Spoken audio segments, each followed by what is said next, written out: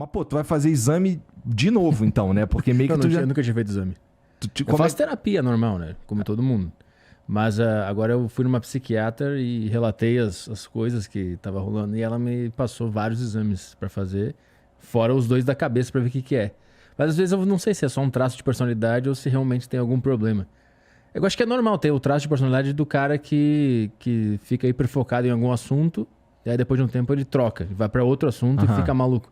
E eu funciono assim. Eu funciono por tópicos. Por 2 a 3 meses eu fico fissurado num negócio específico.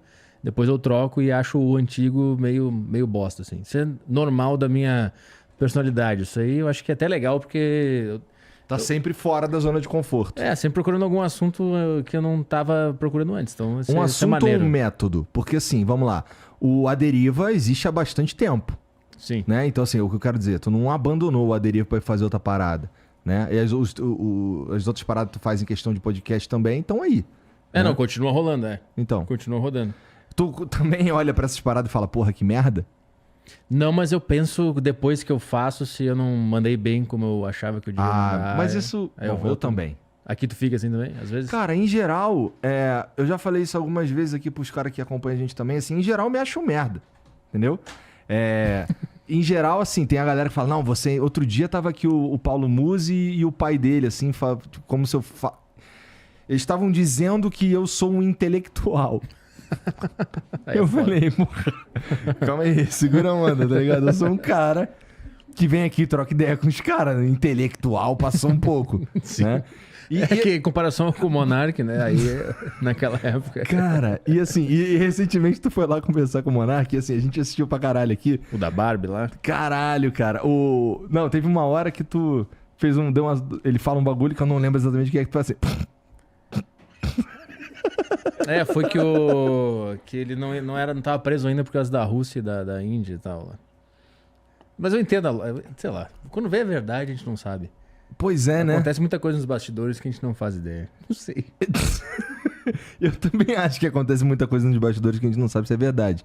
Mas a linha de pensamento do Monark, ela sempre foi, assim, assim, a gente meio que viveu junto durante 1 ano e meio, eu, Jean e o Monark, né? Praticamente. Metade da semana, ou às vezes mais, a gente meio que morava no mesmo lugar. A gente literalmente morava no mesmo lugar. Então, eu consigo entender da onde vem tudo isso daí, porque eu convivi com o Monark há muito tempo, e o Monark, porra, ele é um dos meus grandes amigos, apesar da relação ter esfriado pra caralho, porque a gente se via todo dia, né? E agora a gente já não se vê mais com tanta frequência, e confesso, cara, que em alguns momentos eu fico até com medo de falar coisas até, assim, só trocar ideia com ele pelo WhatsApp, porque, né, eu não sei mais se tá privada aquela conversa ali. Tá ligado? Entendi. Sim. Então, na última vez que eu falei com ele, até mandei um salve pros caras. Eu falei, cara, provavelmente tem vagabundo lendo isso aqui, mano, vou mandar um salve pros caras aqui e mandei, tá ligado? Mandar uns na emoji, conversa né? pra ele, com ele, tá ligado? Tem que mandar código de emoji pra entender o que tá querendo falar. Então, assim, eu consigo imaginar da onde vem essa construção de ideias dele e tal. E porra, muitas vezes o Monark falava umas paradas pra mim assim, que no começo parecia meio loucura, mas depois o bagulho era quem... Não tô falando de teoria da conspiração, tô falando assim de estratégias e de maneira de como lidar com algumas coisas e tal. E, pô, achar que o Monark é um burro, um tapado, não sei o quê, na verdade você tá subestimando pra caralho o moleque, porque na minha opinião esse moleque... Cara, só o fato dele ter virado na internet 2 vezes, meu irmão, não tem essa porra, não tem um histórico dessa porra, tá ligado? 2 projetos que explodiram, né? 2 projetos completamente diferentes, né? Não, eu gosto muito dele também. Ó. Eu não acho ele burro como as pessoas falam que ele é na internet. Eu costumo dizer que as pessoas que acham que o Monark é o diabo, é um monstro, é o caralho, é porque não tiveram oportunidade de conversar com ele, sentar com ele pra almoçar, por exemplo, trocar uma ideia. Tá ligado? Porque eu até entendo que as coisas que vão pra internet do Monark, às vezes feitas de maldade, cortes em filha da puta, e às vezes até os tweets que ele fazia, que agora ele tá impedido de fazer, dava a entender que ele era meio monstruoso. Eu já falo isso pra ele desde, sei lá, 2016, quando a gente se conheceu, tá ligado? Mas, porra, eu conheço, ou pelo menos eu sei bastante como é que funciona o Monark, e eu sei que ele não é o diabo. Eu sei que às vezes ele parece.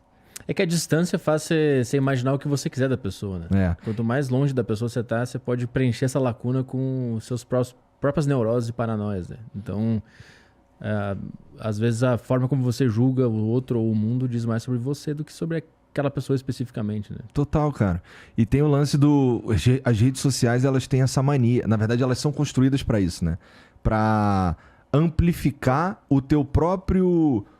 a tua própria linha de raciocínio dentro... Porque o que a rede social faz? Ela te entrega um conteúdo, na verdade você coloca ali os teus inputs e tal, e ela começa a te dar conteúdo parecido com aquele assunto que você gosta, ou aquele assunto que você... Sim, o famoso algoritmo. Isso, exatamente, o famoso algoritmo.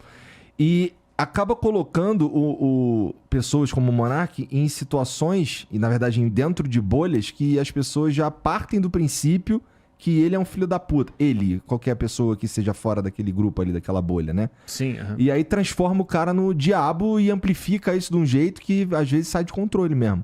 Mas não te chama atenção como pode ter um ministro do STF que tá boladão com o Monark, cara? Eu tava pensando nisso esses dias. Eu penso, por que ele não vai lá? Por que o ministro não vai no podcast dele e fala sobre a urna, fala sobre a democracia, fala sobre... Mostra pra ele. Tá aqui os documentos, tá tudo aqui. O que mais você quer saber sobre a urna, por exemplo? Tá aqui, tá tudo explicado. O que você discorda? Fala na minha frente, a gente conversa. Ia ser maneiro, né? Se ele fosse lá conversar. Ia ser sensacional, cara. Ia ser do caralho. A perseguição é foda. Isso é foda. Pois é. De não bater um papo. De não tirar as dúvidas, porque o cara, ele tá cheio de dúvidas, né? Pelo que eu percebo vendo, ele tá cheio de dúvidas sobre a nossa vida agora, em sociedade democrática, blá blá blá. Vai lá e conversa com ele, fala, ó, entendo a sua dúvida, mas tá aqui o que eu acho, o que você acha sobre isso que eu acho, e conversa e deixa as pessoas decidirem quem teve razão nessa conversa, né?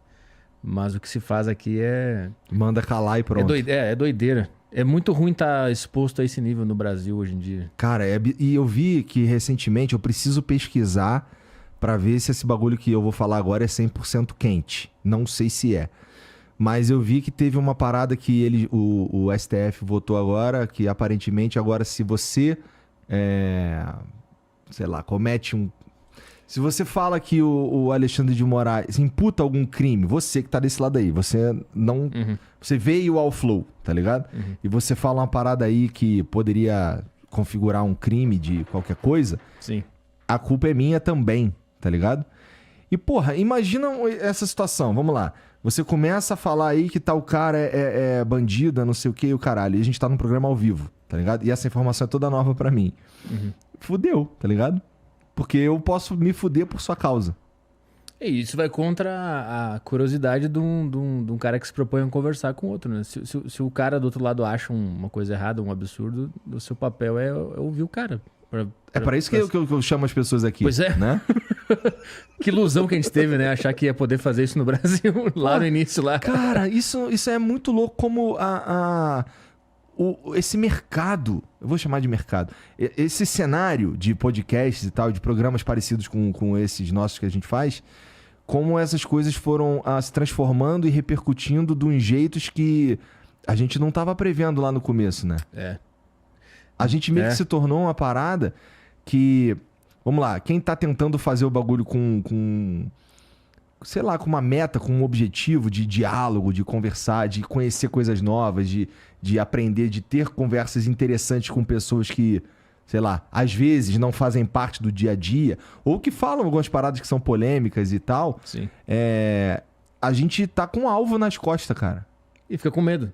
E do medo você não consegue mais ter nenhuma criação artística, jornalística, de comunicação. Se você tem medo, acabou, você não consegue mais fazer nada. E é isso que a gente tá passando hoje. Você tem razão, cara. O medo é uma bosta pra criar, pra trabalhar, pra se divertir, pra, sei lá, pra qualquer coisa. Se você tem medo na mesa, fudeu, acabou. E é isso que a gente tem hoje. A gente tem medo de conversar. A gente tem medo de que esse cara vai falar. Será que ele vai falar um negócio que vai me fuder? Não é nem medo do cara falar uma coisa errada de fato, é o medo de...